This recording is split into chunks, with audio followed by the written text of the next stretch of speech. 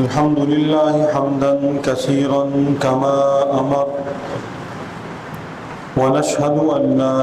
إله إلا الله وحده لا شريك له في الخلق والأمر، ونشهد أن سيدنا وسندنا وحبيبنا وشفيعنا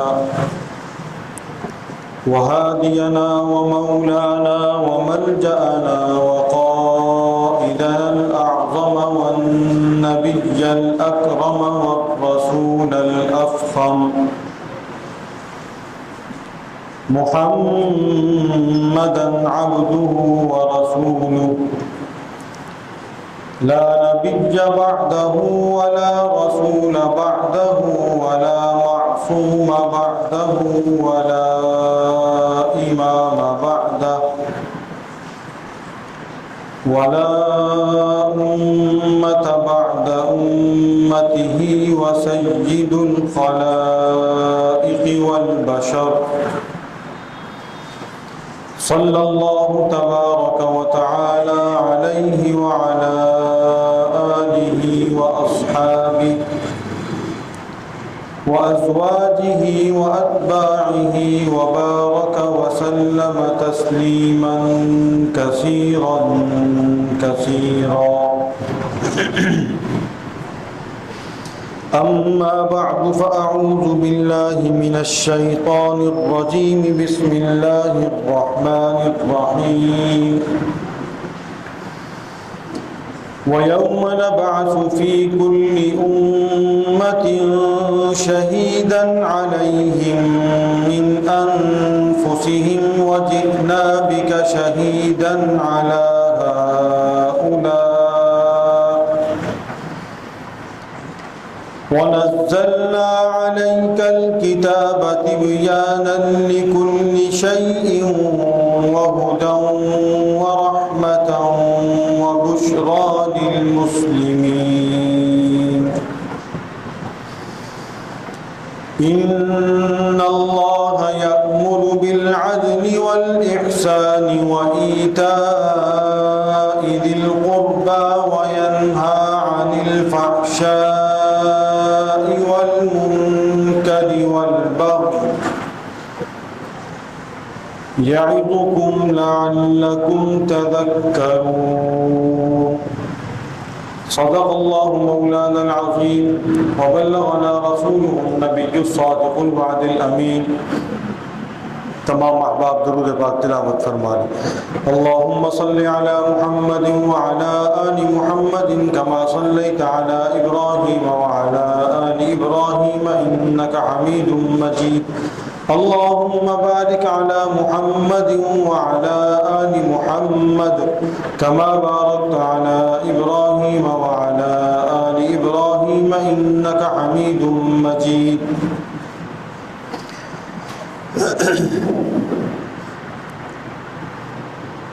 بزرگان محترم،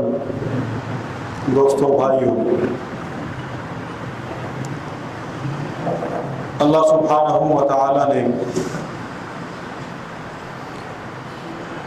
میری اور آپ کی ہدایت اور رہنمائی کے لیے ساری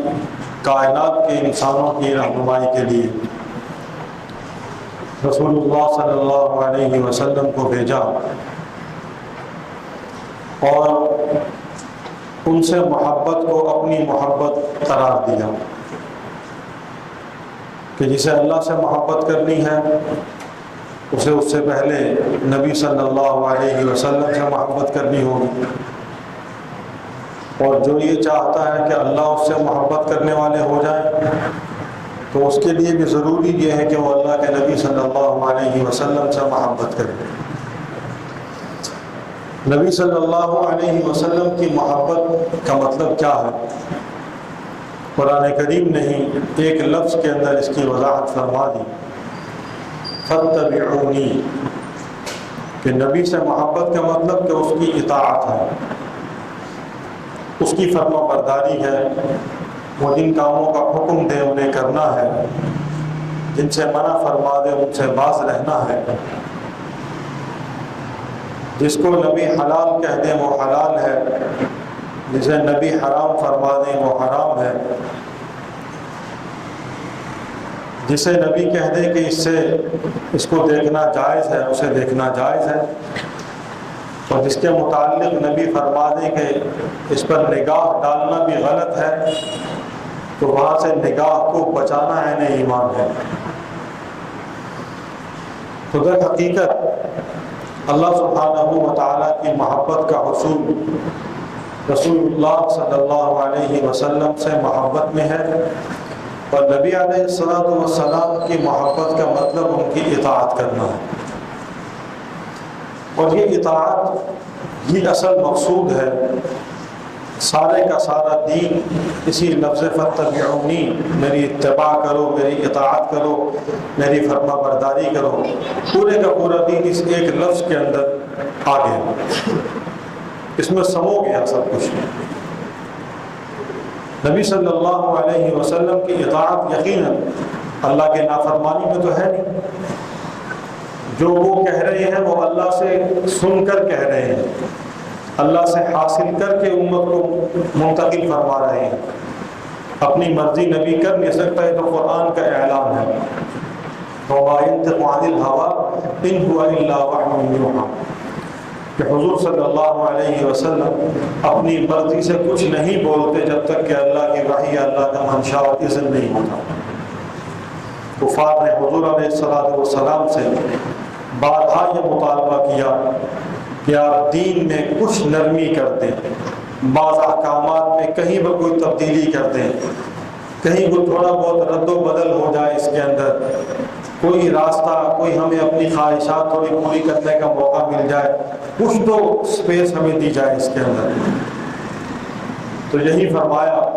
کہ قُلْ مَا يَكُونُ لِي أَنْ أُبَدِّلَهُ مِنْ تِلْقَاءِ نَفْسِي، کہ جس طرح یہود کے علماء نے، نصارہ کے علماء نے ان سابقہ آسمانی مذاہب اور سابقہ آسمانی کتب میں معمولی قیمت کا عوض، کسی دنیاوی مفاد کے عوض، مال و دولت کے بدلے میں، یا کسی کی آشیرواد حاصل کرنے کی غرض سے، کسی بھی وجہ سے انہوں نے اللہ کے احکامات اور اس کی آیات کو تبدیل کر دیا۔ قرآن کہتا ہے کہ ان الذین یشترون بآیات اللہ ثمنا قلیلا، بہت معمولی قیمت کے اندر، یعنی اللہ کے دین کو، اس کے احکامات کو اتنا معمولی سمجھ لیا کہ کچھ پیسے دیا اور فتویٰ لوگوں کی مرضی کے مطابق دے دیا، ان سے اپنا کوئی کام نکلوا لیا اور مسئلہ اس کی مرضی کے مطابق بتلا دیا کہ کوئی نہیں، تھوڑی بہت گنجائش نکال لو، کام چل جائے گا، اس سے تھوڑا بہت راستہ ہے، یہاں سے نکل جاؤ تو کوئی نہیں، کوئی اتنا خاص فرق نہیں پڑتا۔ اس قسم کی یعنی جو راہداریاں ہیں یہ انسان کو گمراہی کی طرف لے جاتی ہیں اور دین سے دور کرنے کا ذریعہ اور سبب بنتی ہیں۔ دین پر تو استقامت ہے، اور استقامت کے نتیجے میں آزمائش بھی ہے، مشکل بھی ہے، پریشانی بھی ہے، مصیبت بھی ہے، تکلیف بھی آئے گی، اپنی خواہشات پر انسان کو صبر کرنا پڑے گا، برداشت اور ہمت سے چلنا پڑے گا۔ یہ سب کچھ برداشت کرنے پر ہی اجر ہے، اور اسی سے اللہ کی اور نبی کی رضا حاصل ہوتی ہے۔ تو دین اللہ سبحانہ و تعالیٰ کے نبی صلی اللہ علیہ وسلم کی اتباع و فرما برداری کا نام ہے، اور اسی کے نتیجے میں اللہ کی محبت حاصل ہوگی، اس کی رضا حاصل ہوگی، اور جب وہ راضی ہو جائے گا تو یقیناً وہ اپنی مخلوق پر اپنے انعامات کی بارشیں کرے گا، پھر کسی قسم کی پریشانیاں نہیں آئیں گی۔ ہاں کہیں نہ کہیں اللہ تھوڑی سی رسی کھینچتے ہیں، پھر ڈھیلی کرتے ہیں، پھر کھینچتے ہیں، پھر ڈھیلی کرتے ہیں، تاکہ میں دیکھوں یہ میری محبت میں کس حد تک گیا ہوا۔ اگر میں کچھ تنگی دیتا ہوں تو کیا پھر بھی یہ میرا شکر ادا کرتا ہے، یا پھر پریشان ہوتا ہے کہ میرے ساتھ ایسا کیوں کیا۔ اگر اسے فراوانی ہی فراوانی ملتی رہے، آسائشیں ہی آسائشیں ملتی رہیں، آرام ہی آرام ملتا رہے، تو پھر تو بہت تعریفیں کرتا ہے، بڑا سبحان اللہ، الحمدللہ، اللہ اکبر کی تسبیحاں پڑھتا ہے۔ اور اگر کہیں تھوڑا سا ہاتھ کھینچ دوں تو کیا پھر بھی مجھے ہی آ کے پکارے گا یا کہیں اور جاتا ہے۔ اللہ آزمائش سے بچائے ہر شخص کو، اللہ تعالیٰ محفوظ فرمائے، یہ بہت امتحان کا وقت ہوتا ہے، اللہ سب کو اپنی حفاظت میں رکھے۔ تو اطاعت و فرما برداری قرآن کریم کی آیت مبارکہ میں نے خطبے میں تلاوت کی، سورہ نحل کی آیت نمبر 99 اور 90 ہے۔ اللہ جل شانہ نے فرمایا کہ قرآن کریم ایک ایسی کتاب ہے کہ نزلنا علیک الکتاب تبیانا لکل شیء، اس کلام مجید کے اندر ہم نے ہر چیز کو کھول کر بیان کر دیا۔ زندگی میں پیش آنے والے جتنے معاملات ہو سکتے ہیں انسانی سوچ میں، اس سب کا حل اس کے اندر موجود ہے۔ جزوی طور پر ہو، اصول بیان کیے گئے ہوں، تفصیلات تو ظاہر ہے کہ فقہ کے اندر آئیں گی، احادیث کے اندر آئیں گی، مسائل آگے نکلیں گے، تفصیلات تو بہت زیادہ ہیں، لیکن اصول جو ہیں وہ سب کے سب اس قرآن کریم فرقان حمید کے اندر اللہ سبحانہ و تعالیٰ نے بیان فرما دیا ہر چیز کے حوالے۔ تبیانا لکل شیء، علماء کہتے ہیں کہ اس سے اگلی آیت مبارکہ جو ہے وہ اسی تبیانا لکل شیء کی گویا کہ تفسیر اور اس کی وضاحت ہے، جس میں اللہ جل شانہ نے 3 باتوں کا حکم دیا اور 3 ہی کاموں سے منع فرمایا۔ پہلی بات ارشاد فرمائی کہ ان اللہ یأمر بالعدل، اللہ سبحانہ و تعالیٰ تمہیں حکم فرماتے ہیں عدل و انصاف کا، انصاف کرنے کا حکم دیا ہے۔ ایک طرف انصاف ہے اور اس کی ضد جو ہے وہ ظلم ہے، اس کی ضد ظلم ہے۔ اور ظلم کیا ہے؟ علماء کہتے ہیں کہ اس کی عام جو لغوی تشریح کی جاتی ہے وضع الشیء فی غیر محل، کہ کسی بھی چیز کو اس کے محل، اس کی جگہ سے ہٹ کر، یعنی دھوس کے ساتھ زبردستی اس کے اندر گھسا دیا جائے، وہ کیا ہے؟ ظلم ہے۔ تم تو نہیں کیا کرنا کہ کہیں پر بھی ایک آدمی کو اس کے سر پہ چھوٹی ٹوپی آتی ہے، آپ اسے کبھی تو بڑی پہن، وہ بغلول بن کے پھر رہا ہوگا، پتہ نہیں کیا نظر آئے گا۔ اور ایک آدمی صاحب کہ تیرا سر اتنا بڑا ہے، تجھے 20 نمبر آئے گی یا 19 نمبر آئے گی، اسے 19 نمبر کھینچ کے پوری کریں گے یا ٹوپی پھٹ جائے گی یا اس کے سر میں درد شروع ہو جائے گا۔ یہ تو ایک عام سی مثال ہے اس کی، معنی یہ تو دنیا کے یعنی ظلم وسیع معنی کے اندر ہے، اور اسی طرح عدل بھی وسیع معنی کے اندر۔ اسی کے ساتھ ایک حدیث مبارکہ کا ایک حصہ ساتھ جوڑتا ہوں۔ حضرت عبداللہ ابن مسعود رضی اللہ تعالیٰ عنہ سے روایت ہے، غالباً سیدنا ابو ہریرہ رضی اللہ عنہ سے روایت ہے، آپ نے ارشاد فرمایا کہ حضور صلی اللہ علیہ وسلم کا ارشاد گرامی ہے، کل قیامت کے دن اللہ سبحانہ و تعالیٰ کے عرش کے سائے میں، کہ جس وقت اور کسی چیز کے سایہ نہیں ہوگا، صرف رب کے عرش کا سایہ ہوگا، 7 لوگ ایسے ہوں گے کہ جن کو اللہ اپنے سائے، اپنے عرش کے سائے میں جگہ عطا فرمائے۔ ان میں جو پہلا شخص ذکر کیا گیا وہ کون ہے؟ عادل بادشاہ۔ پہلا شخص عادل بادشاہ۔ آپ اس سے اندازہ لگائیں، آپ ایک ریاست میں رہتے ہیں، آپ ایک ملک کے واسی ہیں، شہر ہیں، صوبے ہیں، نیچے آ جائیں محلے ہیں، گلیاں ہیں، گھر ہیں، ادارے ہیں، کیا کچھ نہیں ہے اس کے اندر، سسٹم ہے پورا۔ اب اوپر سے شروع ہوں، اگر بادشاہ ٹھیک ہے تو پھر نیچے تک سارا سسٹم ٹھیک ہو سکتا ہے۔ اگر وہ عادل ہے، اللہ نے صرف اسی کا ذکر کر دیا، بس حضور نے فرمایا کہ عادل بادشاہ اللہ کی عرش کے سائے میں اسے جگہ ملے گی، تو کیا اگر باقی کوئی عادل کرے گا اس کو جگہ نہیں ملے گی؟ آپ اس کو اگر وہ پھیلا لیں، ایک حدیث پاک میں آتا ہے الا کلکم راع وکلکم مسئول عن رعیتہ، تم میں سے ہر ایک ذمہ دار اور نگہبان بنایا گیا ہے اپنے ماتحتوں کے لیے، اور تم سے ان کے متعلق سوال ہوگا۔ یقیناً جو ماتحت ہوتے ہیں تو کیا ان کے ساتھ معاملہ پیش آتے ہیں دنیا کے اندر، ان میں آپ ان کے ساتھ عدل کرتے ہیں، انصاف کرتے ہیں، یا ان پر ظلم کرتے ہیں؟ آپ کیسے ان کے ساتھ، کس رویے سے پیش آتے ہیں، کیا معاملہ کرتے ہیں ان کے ساتھ؟ اور یہ ظلم معاشرے کے اندر فساد کا ذریعہ ہے، اور عدل معاشرے کے اندر امن و سکون کا ذریعہ ہے۔ ایک آدمی اگر کسی ساتھ والے پر ظلم کرتا ہے، زیادتی کرتا ہے، اس کی زمین کا حصہ لے لیتا ہے، اس کے باغ میں سے حصہ نکال لیتا ہے، اس کے کاروبار کو نقصان پہنچانے کی کوشش کرتا ہے، اس کی املاک کو نقصان پہنچاتا ہے، اس کے گھر میں چوری کروا لیتا ہے، اور کسی بھی حوالے سے اس کے ساتھ زیادتی کرتا ہے، تو یقیناً اس سے فساد پیدا ہوگا، اس سے امن نہیں آئے گا، سکون نہیں آئے گا اس سے، اور اسی ظلم کے نتیجے میں حکومتیں تباہ ہوئی۔ ایک عاقل عقل مند، جس طرح اپنے دور کو فلسفی ہے، کوئی سمجھدار ہے، اس کا ایک جملہ ہے، اگرچہ اپنی سمجھ میں کچھ آیا نہیں، اس نے کہا کہ کفر کے ساتھ تو حکومتیں چل جاتی ہیں، ظلم کے ساتھ نہیں چلتی۔ ایک حد تک یہ بات درست بھی ہے، حاکم کافر ہو لیکن انصاف کرنے والا ہو تو رعایا اس کے آگے سر نہیں اٹھاتی، وہ انہیں تمام تر ان کی زندگی کے امور کو چلاتا رہے تو وہ ٹھیک ٹھیک چلتے رہیں گے امور، رعایا اس کے سامنے سر نہیں اٹھائے گی، پریشانی کا اظہار نہیں کرے گی، انہیں ان کے تمام معاملات میں انصاف مل رہا ہے، ان کا حق انہیں مل رہا ہے، انہیں اس سے غرض نہیں کہ وہ کون کیا کرتا ہے اور کیسے کرتا ہے۔ تو کفر کے ساتھ تو حکومت چل جاتی ہے، لیکن نا انصافی کے ساتھ حکومتیں نہیں چلتی، بغاوتیں ہوتی ہیں،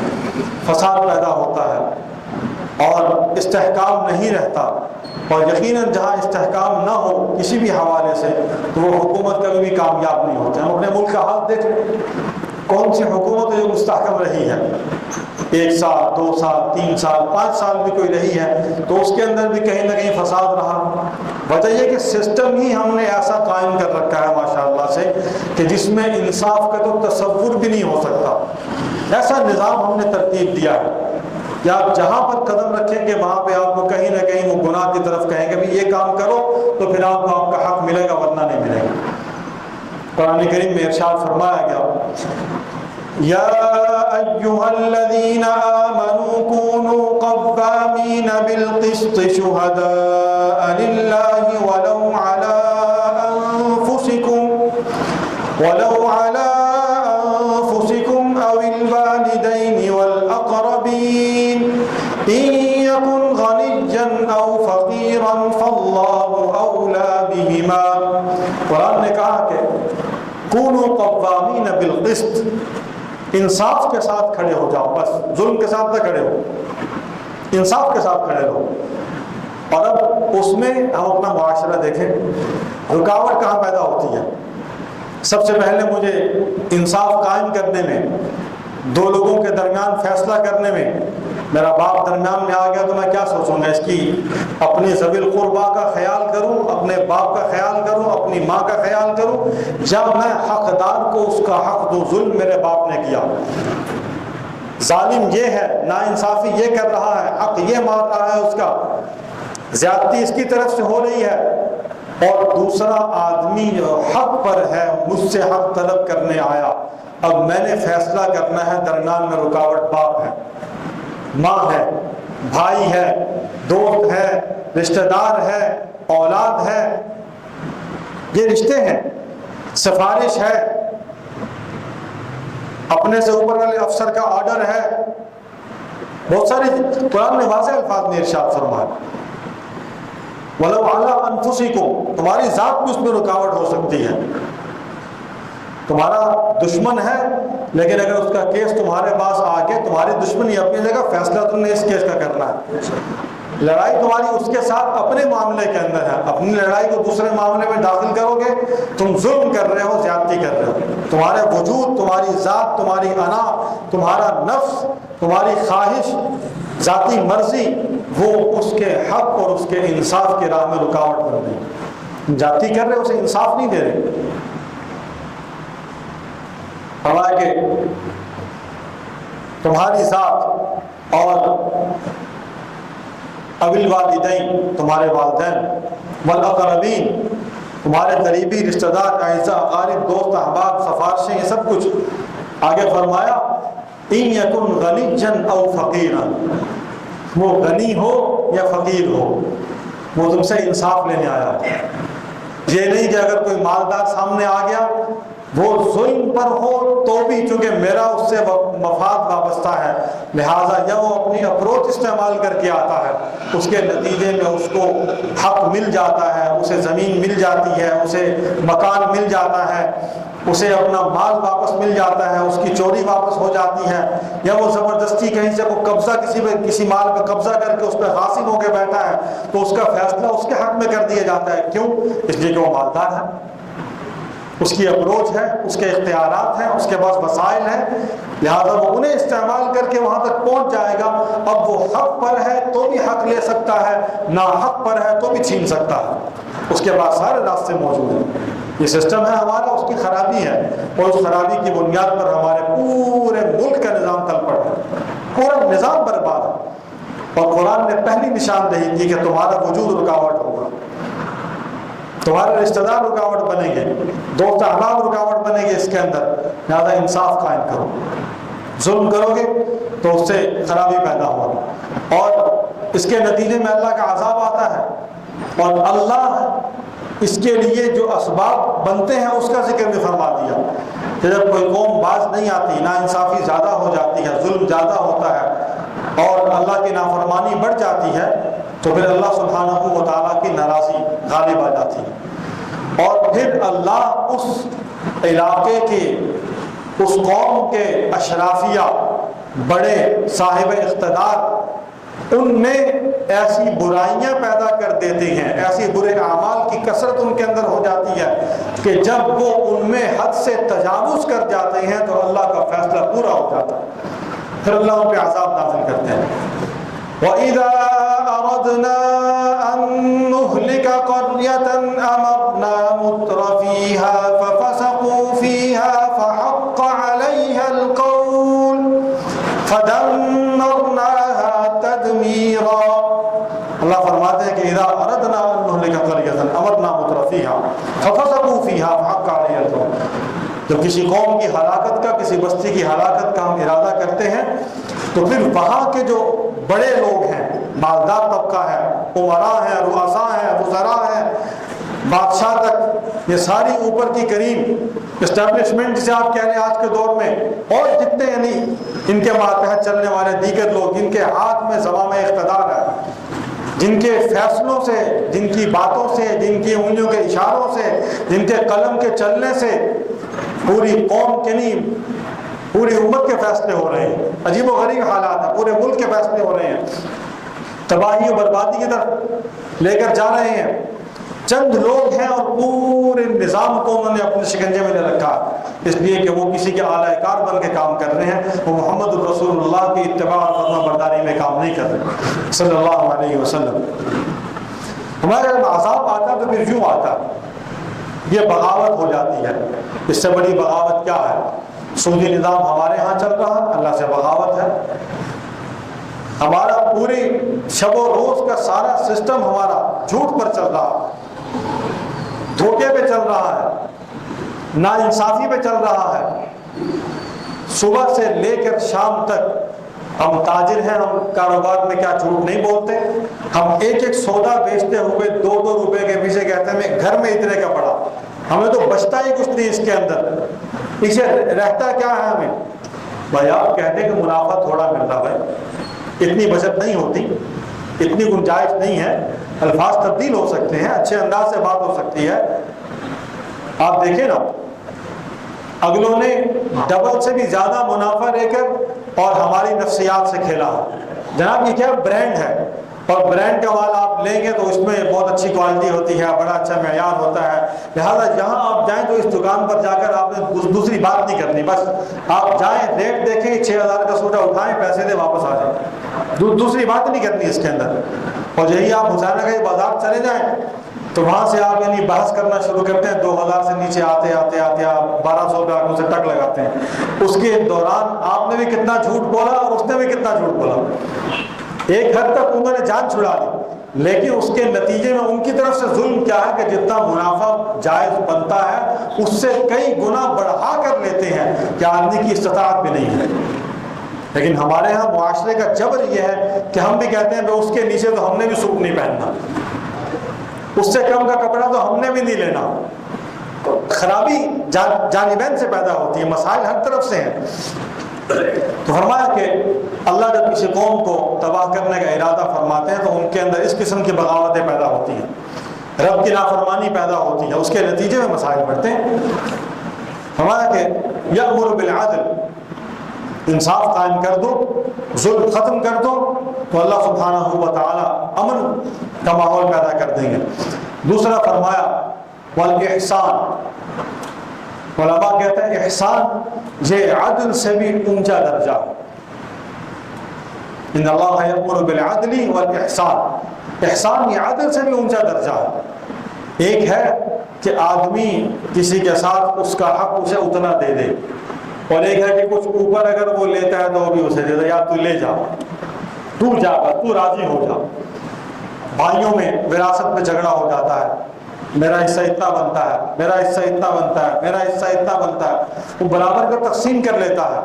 اب وہ کہتا ہے نہیں فلاں زمین تیرے حصے میں آ رہی ہے، اس سے بھی اچھے مجھے یہ چاہیے۔ انصاف تو ہے کہ جو وراثت میں تقسیم برابر ہو گئی ٹھیک ہے، لیکن اگر احسان چاہتے ہو تو پھر احسان یہ ہے کہ ٹھیک ہے یار تو یہ لے لے، میں یہ کر لیتا ہوں، تو راضی ہو جا کسی طریقے سے، میری خیر ہے، مجھے اس سے غرض نہیں ہے تو یہاں رہ جائے گی،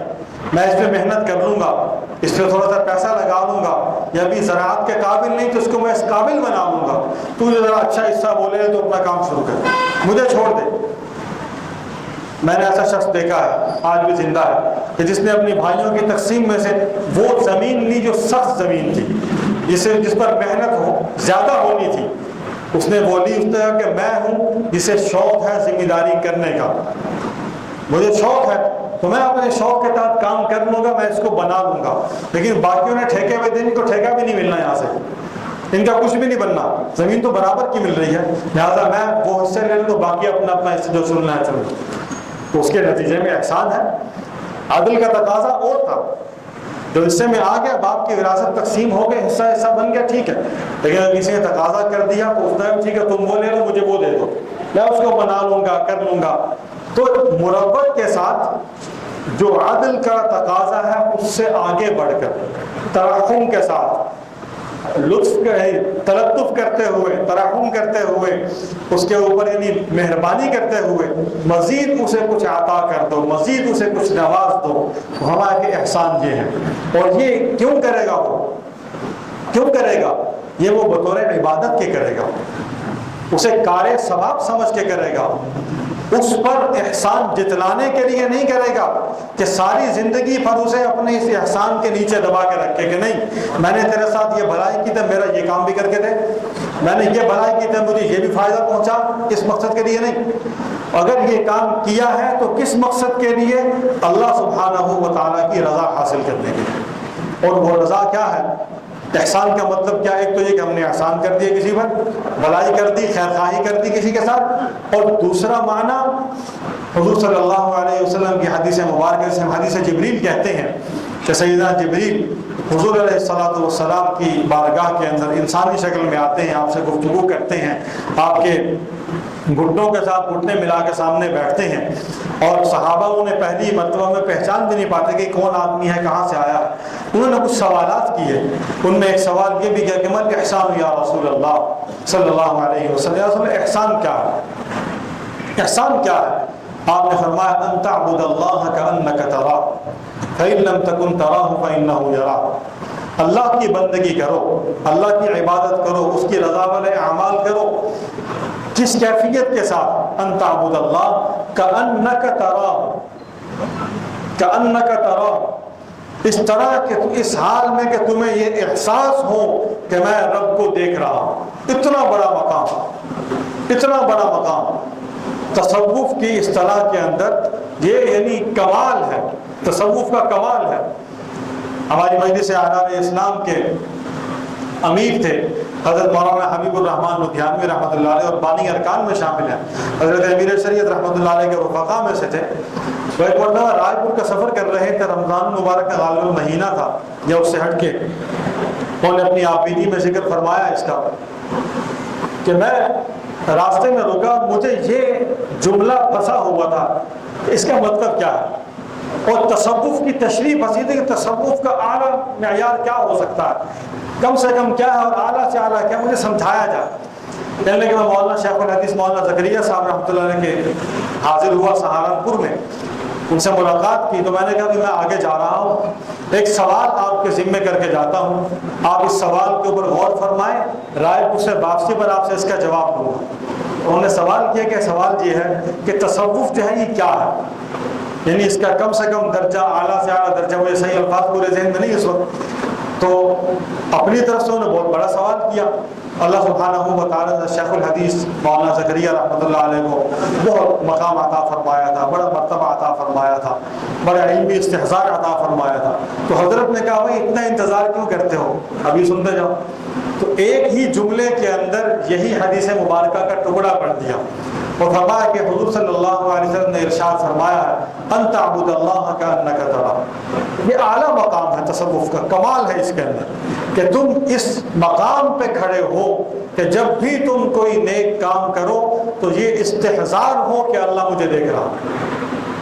بلکہ میں اللہ کو دیکھ رہا ہوں. یہ استحضار ہو کہ میں رب کی بارگاہ میں کھڑا ہوں، خدا سامنے ہے، میں اس کے سامنے یہ کام کر رہا ہوں، اللہ کو دیکھ رہا ہوں. اب جب بادشاہ سامنے کھڑا ہو تو غلام کی کیا اوقات کہ اس کے سامنے ہل کے دکھائے.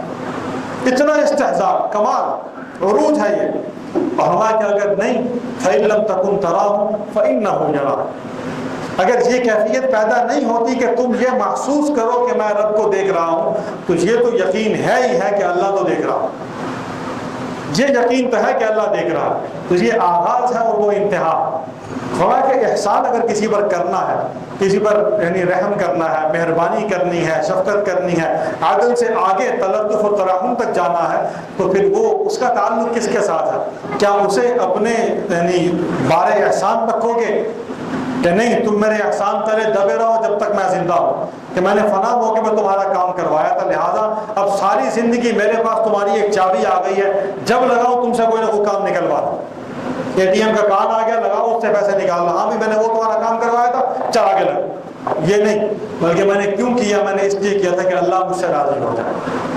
اللہ مجھ سے راضی ہو جائے. جب یہ سوچوں گا تو پھر مجھے اس سے کام کرواتے ہو کبھی وہ خیال میں نہیں آئے گا کہ میں نے یہ کیا تھا لہٰذا آج مجھے واسطہ پڑا تو وہ یہ خیال کرے. ہاں شرفاء اور جو حلالی لوگ ہوتے ہیں، جو کہتے ہیں خاندانی لوگ ہوتے ہیں، ان کی یہ شان ہوتی ہے کہ اگر زندگی میں کبھی کسی نے اس کے ساتھ بھلائی خیر خواہی کی ہو اور کبھی اس کا واسطہ اس سے پڑ جائے تو وہ یاد رکھتا ہے. یہ اس کی اپنی فطرت سلیمہ ہے، یہ اس کی اپنی فطرت ہے کہ وہ یاد رکھتا ہے کہ فلاں نے فلاں موقع میرے ساتھ خیر کا کام کیا تھا. تو اگر آج کبھی زندگی میں کسی موڑ پہ اسے مجھ سے ضرورت پیش آ بھی گئی تو میں اسے اپنی یعنی یوں کہنے کہ اپنا فرض منصبی سمجھتے ہوئے اخلاقی تقاضے کے طور پر میں اس کے ساتھ بھلائی کا معاملہ کروں. ہمارا کہ دوسری بات احسان، اللہ احسان کا حکم فرماتے ہیں کہ لوگوں کے ساتھ بھلائی کرو. اور دوسرا عبادت کے اندر اللہ سبحانہ و تعالیٰ کا استحضار جو ہے وہ اللہ ہمیں پیدا کرنے کی توفیق عطا فرما دے.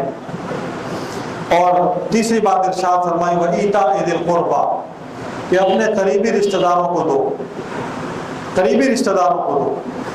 یہ انسان کی فطرت ہے کہ جب اس کے پاس مال آ جاتا ہے، پیسہ آ جاتا ہے، تو پھر وہ چاہتا ہے کہ اب میرے برابر تو کم از کم کوئی نہ ہو. جہاں تک میں پہنچ چکا ہوں نا، باقی رشتہ دار میرے ذرا نیچے نیچے رہیں، چاہے تھوڑے ہوں چاہے زیادہ ہوں، لیکن ہو مجھ سے کم کم. اور اگر کبھی کسی کو ضرورت پیش آ جائے تو میں اس پر خرچ کرتے ہوئے سوچتا ہوں کہ اگر میں نے اس کو یہ کچھ دے دیا، اس کا کاروبار شروع کروا دیا تو پھر کیا ہوگا؟ کل کلا کو یہ اگر دوبارہ ترقی کر گئی میرے برابر آ جائے گا پھر ٹھیک نہیں ہے. ہمارے ملنے والے ہیں سرگودا کی طرف، وہ بڑا اللہ نے خیر کے کاموں کی توفیق عطا فرمائی ہے. تو وہ کہتے ہیں کہ اگر کوئی ضرورت مند میرے پاس آتا ہے تو میں کوشش یہ کرتا ہوں کہ بجائے اسے نقد دینے کے اسے پوچھتا ہوں کہ تم کیا کر سکتے ہو، کوئی فن ہے بتا دو، کیا کام کر سکتے ہو؟ ریڈی لگا سکتے ہو، کوئی دکان کھول دوں، دکان چلا سکتے ہو، اور کوئی مزدوری کا کام کر سکتے ہو، اپنا فن بتاؤ کیا کر سکتے ہو، تاکہ اس کے مطابق کوئی ایسا ذریعہ ڈھونڈوں کہ جہاں پر تمہارا مستقل انتظام ہو جائے. تمہارا مستقل انتظام کتنی بڑی نیکی ہے، کتنی بڑی نیکی ہے. ہمارے مدرس ہیں جناب نگر کے مدرسہ کے، کہنے لگے میرا ہم سبق ساتھی تھا، اس میں بہت برے حالات آ گئے، ہمارے حالات تب اچھے تھے، تو میں نے اسے ذاتی طور پر کچھ پیسوں سے، سستے زمانے میں آج سے 20 سال پہلے 15 سال پہلے، میں نے اسے کچھ پیسوں سے، تھوڑی رقم سے کچھ سامان خرید دیا کہ بھائی اس طرح اپنا کاروبار شروع کر لوں. ٹافیوں کی دکان لگا لو، ٹافیاں پاپڑ اس طرح کی، گھر کے اندر ہی بیٹھ جاؤ، گھر کی بیٹھک میں ہی بیٹھ جاؤ، کچھ روزگار شروع کرو، یہ ہدیہ قبول کرو. لیکن یہ 5,000 تو آج ختم ہو جائے گا شام تک، یہ 10,000 تو ہفتے بعد ختم کر لو گے، پھر کیا کرو گے؟ پھر جاؤ گے کسی کے پاس؟ نہیں بھائی، یہ پیسے پکڑو اور جا کر اپنا کوئی کام شروع کرو، اللہ اس میں برکت دیں گے. تو یہ ہے احسان، یہ ہے ایتاء ذی القربیٰ. دو، مدد کرو، مشکل وقت میں ویسے دے دو، اور اگر کسی کا روزگار بنا کر دے سکتے ہو تو روزگار بنا کے اس کے سپورٹ کرو، تاکہ وہ کل کو کسی اور کے پاس مت جائے. اور یہ جو کر رہے ہو اس کے کرنے میں بھی ایک خیال رکھو. وہ جو حدیث مبارکہ میں نے شروع میں پڑھی سیدنا ابو ہریرہ کی، اس میں 7 افراد کا ذکر کیا گیا تو اللہ کے عرش کے سائے میں ہوں گے. ان میں ایک وہ بھی ہے کہ جو اللہ کے راستے میں صدقہ و خیرات کرتا ہے، اللہ کے راستے میں خرچ کرتا ہے، اس طرح کرتا ہے کہ وہ دائیں ہاتھ سے دے رہا ہے تو اس کے بائیں ہاتھ کو ہی پتہ نہیں کہ اس نے کیا دیا. اتنا مخفی دیتا ہے، اتنا خفیہ طور پہ دیتا ہے کہ صرف اللہ کی رضا مقصود ہے تو اسی کے لیے دے رہا ہوں، میرا اور کوئی منشا نہیں ہے، اور کوئی خواہش نہیں ہے، اور کوئی مرضی نہیں ہے. لہذا اللہ سبحانہ وتعالیٰ فرماتے ہیں کہ ایسے شخص کو کہ جس دن کل قیامت کے دن اور کوئی سایہ نہیں ہوگا، میں اپنے عرش کے سائے میں اس کو جگہ دوں. یہ 2 لوگ، اور باقی حدیث بھی پوری کر دوں. تیسری بات فرمایا کہ وہ شخص، وہ نوجوان کہ جس کی جوانی اللہ کی عبادت میں پلی ہو، وہ جوان کہ جو اللہ کی عبادت میں پلا اور بڑا جوان ہوا کہ اس کی جوانی پاک ہے، اس کی نگاہ پاک، اس کے خیالات پاک، اس کے اعمال درست، اس کا وجود پاک، اس کی زبان پاک، اس کی سماعتیں پاک. اللہ سبحانہ و تعالیٰ ایسی جوانی ہر ایک کو عطا فرمائے، ہر ایک کو ایسی جوانی عطا فرمائے. تو فرمایا چوتھا شخص وہ کہ جس کا دل مسجد میں اٹکا ہو، جس کا دل مسجد میں اٹکا ہو، وہ بھی اللہ کے عرش کے سائے میں ہوگا. حضور صلی اللہ علیہ وسلم حدیث مبارکہ ہے، حضرات صحابہ کرام نے آپ سے عرض کیا رسول اللہ صلی اللہ علیہ وسلم، ہم جب آپ کی مجلس میں ہوتے ہیں تو ہماری کیفیت کچھ اور ہوتی ہے، اور جب آپ کی مجلس سے باہر چلے جاتے ہیں کیفیت تبدیل ہو جاتی ہے. آپ نے ارشاد فرمایا اپنے صحابہ کو صلی اللہ علیہ وسلم نے کہ اگر تمہارا یہ حال جو میری مجلس میں ہوتا ہے یہ ہر وقت رہے تو فرشتے راستے میں رک رک کر تمہیں سلام کریں، فرشتے راستے میں رک رک کر تمہیں سلام کریں. یقیناً رسول اللہ صلی اللہ علیہ وسلم کی مجلس کی کیا ہی بات ہوگی. اہل اللہ کی مجلس کا بھی یہی اثر ہوتا ہے، وہ نبی کے متبع ہوتے ہیں، فرما بردار ہوتے ہیں. صحبت اولیاء، صحبت اہل اللہ، ان کی صحبت میں بیٹھنا اس کی کیفیت کچھ اور ہوتی ہے، اور وہاں سے نکلنے کے بعد کیفیت کچھ اور ہوتی ہے. تو یہ مسجد یہ مرکز ہے، یہاں پہ عبادت کی جاتی ہے. یہاں آنے کے بعد کیفیت بدل جاتی ہے، باہر نکلنے کی کیفیت اور ہو جاتی ہے. وہ ہے کہ وہ شخص کہ جس کا دل مسجد میں اٹکا رہے، وہ کیسے اٹکا رہے گا؟ ایک نماز پڑھی، اس کے بعد دوسری نماز کا فکر لاحق ہو گیا کہ کب نماز کا وقت آئے گا، کب مسجد میں جانا ہے، کب اذان کی آواز آتی ہے، کان اس طرف لگے ہوئے ہیں، فکر اس طرف چل رہی ہے. اور جیسے ہی وہ نماز کا وقت ہوتا ہے وہ سب کچھ چھوڑ کے مسجد میں آئے. اس کی یہ فکر کہ وہ مسجد کے ساتھ اس کے ذہن، اس کا خیال، اس کی سوچ، اس کا دل وہاں پھنسا ہوا کہ اللہ کی جو منادی ہے وہ کب بلائے گا، اللہ اکبر کی صدا کب بلند ہوگی، وہ سب کچھ چھوڑ چھاڑ کے دوبارہ مسجد میں آتا ہے. تو یہ جو فکر ہے یہ مسجد میں اٹکے ہونے کا معنی. اتنا اللہ سب کو یعنی فکر نصیب فرما دے. 5 وقت کی نماز کا علماء فرماتے ہیں ہمیں اللہ ہر نماز میں دعا تلقین فرمائی، رب اجعلنی مقیم الصلاۃ ومن ذریتی، رب اجعلنی مقیم الصلاۃ ومن ذریتی. ہم اسی خیال کے ساتھ، اسی تصور کے ساتھ اگر اللہ سے اس دعا کو مانگیں اور بار بار پڑھیں کہ یا اللہ ہمیں نماز کے قائم کرنے والا بنا کے ابھی تو ہم مسجد میں آ گئے، اللہ اگلی نماز کے لیے آنے کی توفیق عطا فرما، اس دعا کی برکت سے اگلی نماز مسجد میں آنے والا بنا دے. تو یہ کیفیت اگر انسان کے اندر پیدا ہو جائے اور ہر نماز کی توفیق نصیب ہو جائے اور مسجد کے ساتھ اس طرح وابستگی ہو جائے تو اس سے بڑا اور کیا ہے آج کے دور میں. آگے فرمایا کہ وہ 2 لوگ کہ جب وہ ملیں تو اللہ کی محبت کی اور اللہ کی رضا کے لیے ملیں، اور جب وہ جدا ہوں تو بھی اس حال میں جدا ہوں کہ وہ اللہ کی رضا کے لیے جدا ہوں. اللہ کی رضا پہ الگ ہوئے 2 معنی ہو سکتے ہیں. اگر کسی سے نفرت ہے تو نفرت بھی اللہ کے لیے، من احب للہ وابغض للہ، محبت کرتا ہے تو اللہ کے لیے کرتا ہے، نفرت کرتا ہے تو اللہ کے لیے کرتا ہے، ذاتی کوئی لالچ اور غرض اس میں شامل نہیں ہے۔ اور اگر کوئی شخص بلا کسی سے جڑے ہیں، ملاقات ہوئی ہے، تو کوئی ذاتی غرض مفاد نہیں، اللہ کی رضا کے لیے ملے۔ اور جب جدا ہو رہے ہیں تو بھی یہ سوچ کر نہیں کہ اب آئندہ ملاقات میں یہ ہوگا، یا کسی ذاتی غرض کو درمیان میں رکھ کے پھر جدا ہوئے نہیں، جدائی بھی اسی میں کہ اللہ کی رضا پہ ہم جا رہے ہیں اور اللہ کی رضا کو دوبارہ ملے۔ تو ملاقات ہی اللہ سبحانہ و تعالیٰ کی رضا کے لیے ہی ہو، اس کے سوا اور کوئی منشا مقصود نہ ہو، تو ایسا شخص بھی اللہ سبحانہ و تعالیٰ کے عرش کے سائے میں کل قیامت کے دن ہوگا۔ اور آخری آدمی وہ، بلکہ چھٹا آدمی، کہ جسے کسی عورت نے بدکاری کے لیے بلایا یا اپنی طرف متوجہ کیا برائی کے لیے، اور اس نے کہا کہ مجھے اللہ کا خوف ہے، میں اللہ سے ڈرتا ہوں۔ ہمارا معاشرہ، ہم اپنے معاشرے کو دیکھ لیں، سب سے پہلی چیز ہمارے یہاں کو ایجوکیشن سسٹم، ہم تعلیم کے نام پہ مرد و عورت کو اکٹھا کرتے ہیں، علم کے نام پہ ہم غیر اخلاقی کام سب سے پہلا کرتے ہیں کہ مرد و عورت کی تعلیم ایک کمرے کے اندر ساتھ ساتھ کرسیوں پر بیٹھ کے ہو رہی ہے۔ نبی علیہ السلام تو اس بات کی گارنٹی نہیں دیتے۔ نبی صلی اللہ علیہ وسلم تو اپنی ازواج مطہرات کے ساتھ رات کے اندھیرے میں جا رہے ہیں، اپنی زوجہ کے ساتھ جا رہے ہیں، اور صحابہ کو بتلاتے ہیں کہ میری فلاں بیوی میرے ساتھ ہے، کہیں تمہارے دل میں خیال پیدا نہ ہو جائے کہ پتہ نہیں کون ہے، میری بیوی میرے ساتھ ہے۔ حضور وضاحت کرتے ہیں صحابہ کو رات کے اندھیرے میں، اور آج تو دن کی روشنی کے اندر ساتھ پھر رہے ہیں، ساتھ چل رہے ہیں، گپ شپ کر رہے ہیں، کھا پی رہے ہیں، بیٹھ رہے ہیں، اٹھ رہے ہیں۔ ہم کہتے ہیں جی ہمارا کوئی غلط خیال نہیں ہے، ہماری کوئی غلط سوچ نہیں ہے، ہمارا کوئی غلط تصور نہیں ہے۔ ہمیں اس بات کی کیا گارنٹی ہے کہ ہمیں اپنے اوپر اتنا اعتماد اور کنٹرول ہے؟ نبی علیہ السلام امہات المومنین کے ذریعے سے صحابیات کے سوال لیتے ہیں، خود سوال نہیں سنتے۔ ام المومنین سیدہ عائشہ صدیقہ سوال لاتی ہیں کہ فلاں عورت کا یہ مسئلہ ہے، اس کو جواب دیجیے۔ سیدہ حفصہ سوال لاتی ہیں کہ فلاں عورت کا یہ مسئلہ، اس کو جواب دیجیے۔ لیکن ہم براہ راست عورتوں سے مخاطب ہوتے ہیں، ہم براہ راست ان کے سوالات بھی سنتے ہیں، ہم براہ راست ان کو پڑھاتے بھی ہیں، بغیر حجاب کے، بغیر پردے کے، بغیر فاصلے کے، دو بدو کھڑے ہو کے، اور اکٹھے بیٹھ کے ہم پڑھتے بھی ہیں۔ اور ہمارے ماں باپ بھی خوش ہیں کہ ہماری بچی کا بہت اچھا دوست ہے، بہت اچھا کلاس فیلو ہے، اور میرا باپ بھی خوش ہے کہ نہیں میرے بیٹے کا بڑا اچھی اس کی وہ سہیلی ہے، بڑی لائق فائق ہے، لہٰذا اس کا تعلیم میں بڑا ساتھ ہوگا، اس کے لیے امتحانات کی تیاریوں میں بڑی مفید ثابت ہوگی، اسے نوٹس تیار کر کے دے گی، اعلیٰ حاصل قیاس۔ اور اس سے بڑھ کر ہم نے بازار کے اندر تو فرنٹ کاؤنٹر بلا کے کھڑا کر دیا۔ مغرب کی تہذیب تھی، ہم اسے کہاں تک لے گئے؟ حرمین تک لے گئے، اللہ معاف فرمائے، حرمین تک لے گئے۔